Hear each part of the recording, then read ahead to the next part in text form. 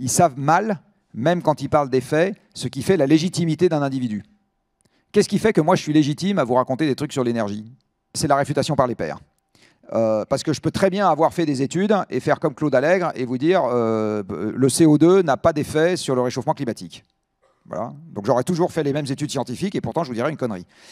Donc là, le sujet de la réfutation par les pairs qui fait la légitimité technique de quelqu'un, c'est un truc que les journalistes n'ont pas comme réflexe.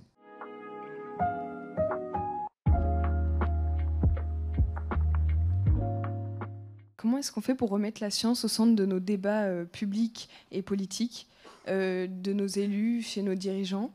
En fait, c'est plutôt, est-ce que ce que vous proposez repose pas sur un modèle social et politique de technocratie, voire de dictature éclairée?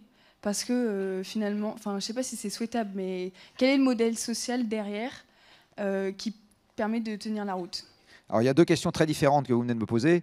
Il y en a une sur la science au cœur des débats, enfin ou incluse dans les débats. Et il y en a une deuxième sur est-ce qu'on est capable de faire un grand effort collectif dans un régime qui ne soit pas un régime autoritaire. Voilà, je prends. Alors, sur la première question, ce que j'ai coutume d'appeler un débat public, c'est quand le sujet est aux 20h de TF1 ou bien quand ça fait 10 millions de vues sur YouTube. Bon, c'est ça pour moi un débat public. Alors aujourd'hui, ça concerne beaucoup plus le foot que le changement climatique. Dans la partie médias, ça veut donc dire que ça passe par des gens qui sont souvent oubliés quand on parle des débats publics, qui sont les journalistes. Donc il y a une question qui est comment faire pour mettre la science dans l'information journalistique. Voilà. Bon courage. Non. Moi j'ai essayé pendant un certain nombre d'années, je continue à essayer à l'occasion. C'est pas simple, et c'est pas simple pour plein de raisons. La première, c'est que la science c'est compliqué.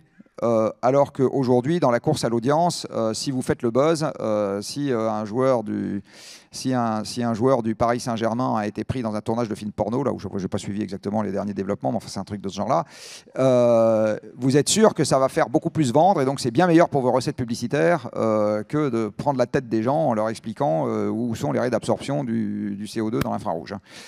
Donc il y a un vrai sujet qui est d'arriver à marier le fait d'arriver à intéresser l'auditoire avec des trucs qui sont compliqués et techniques. Il y a un deuxième sujet qui est qu'aujourd'hui, l'essentiel des journalistes suivent des études littéraires. Donc ça leur demande un effort d'apprentissage supplémentaire de s'emparer de ce genre de sujet ensuite dans la façon dont ils traitent l'information. Il y a un troisième sujet, c'est qu'aujourd'hui, on leur apprend mal les règles de processus qui permettent de différencier les faits des opinions. Et c'est ça aussi, donc en gros, à partir du moment où tout est une opinion, on peut débattre de tout. Or, quand on commence à débattre des faits pour revenir sur des choses qui sont acquises, ce n'est pas un débat sain qu'on crée, c'est de la confusion. Vous avez un dernier sujet qui est que ils savent mal, même quand ils parlent des faits, ce qui fait la légitimité d'un individu. Qu'est-ce qui fait que moi je suis légitime à vous raconter des trucs sur l'énergie ? C'est quoi qui fait que je suis légitime? Est-ce que vous avez la réponse à cette question? Pardon? Non, ce n'est pas mes études. Oui, exactement. C'est la réfutation par les pairs. Parce que je peux très bien avoir fait des études et faire comme Claude Allègre et vous dire le CO2 n'a pas d'effet sur le réchauffement climatique. Voilà. Donc j'aurais toujours fait les mêmes études scientifiques et pourtant je vous dirais une connerie. Donc là, le sujet de la réfutation par les pairs qui fait la légitimité technique de quelqu'un, c'est un truc que les journalistes n'ont pas comme réflexe.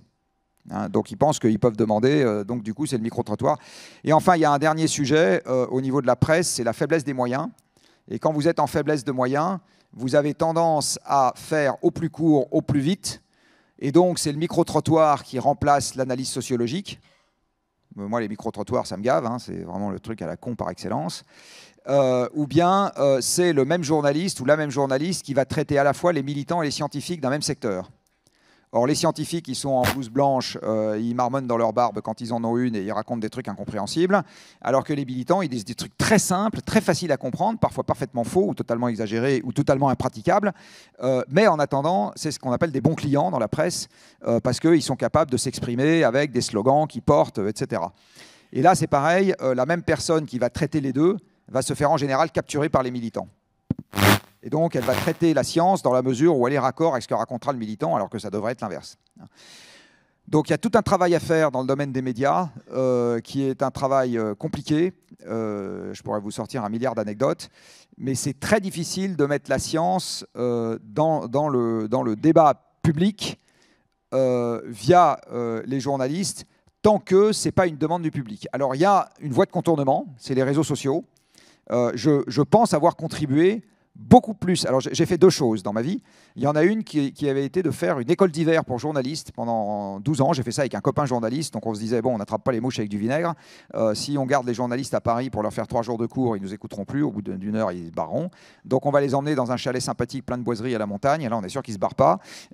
Pendant 3 jours, on va les gaver de tartiflettes, de vin blanc et les emmener se battre avec des boules de neige. Et accessoirement, chaque jour, pendant 5 heures, on leur fera mal au crâne en leur expliquant ce que c'est que le pétrole, ce que c'est que le charbon, ce que c'est que le réchauffement climatique, ce que c'est qu'une éolienne et ce que c'est qu'un réacteur nucléaire. Et pendant 10 ans, enfin 12 ans même, on a fait ça, c'était super sympa. Je pense que ça a beaucoup moins changé les rédactions que le fait qu'un jour, je décide de raconter des conneries sur YouTube et que là, ils se disent « Ah, les gens vont aller chercher ailleurs ce qu'ils ne trouvent plus chez nous, et donc on va quand même essayer de raconter des choses intelligentes dans ce domaine-là ». Et je pense avoir fait plus progresser le monde journalistique simplement en existant sur les réseaux sociaux qu'avec 10 ans de cours organisés, structurés, etc., qu'on avait pu tenter de faire avant. Donc en fait, la pression des réseaux sociaux peut conduire la presse à changer. C'est un truc intéressant à savoir. Deuxième question, est-ce qu'on peut faire un effort collectif important sans régime autocratique? La réponse est, il y a eu des précédents dans l'histoire, je vais vous en citer 2, c'est la Grande-Bretagne et les États-Unis au moment de la dernière guerre mondiale. Ça demande par contre un consensus extrêmement fort dans la population sur la marche à suivre, le sentiment d'urgence et la hiérarchie des priorités. Donc si on arrive à ce sentiment extrêmement fort dans la population de la marche à suivre, de la hiérarchie des priorités, du sentiment d'urgence et du leader légitime restant démocratique, mais derrière lequel on se range, oui, on peut y arriver sans basculer, mais à ce moment, quelque part, la privation de liberté, elle a lieu de soi-même. Parce que les Britanniques, pendant la guerre, ont accepté des tas de restrictions. Ils les ont acceptées d'eux-mêmes, j'ai envie de dire. Ils considéraient que c'était ça qu'ils devaient faire. Voilà. Est-ce qu'on peut collectivement faire ce sursaut sans aucune restriction? La réponse est non. Mais est-ce qu'on peut les accepter de nous-mêmes et pas avoir l'impression que notre destin nous échappe complètement? La réponse est peut-être oui. En tout cas, il faut l'espérer. Et ça repasse par la même réponse que celle que j'ai faite tout à l'heure. Ça s'attaque par la base pour y arriver. Pour créer un consensus, il faut partir de la base.